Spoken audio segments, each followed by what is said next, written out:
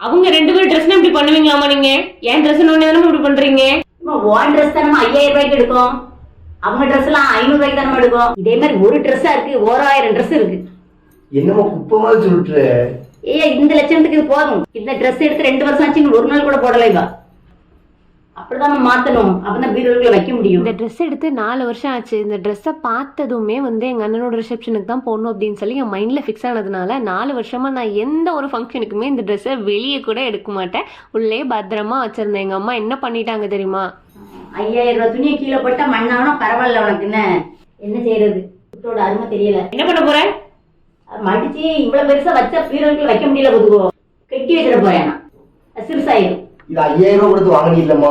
5000 ரூபாய் கொடுத்து வாங்கினது ஐயா, ஒரு நாள் கூட போடல ஐயா. என்ன செய்யறது? காசு எல்லாம் வேஸ்டா போடும். வேஸ்ட்.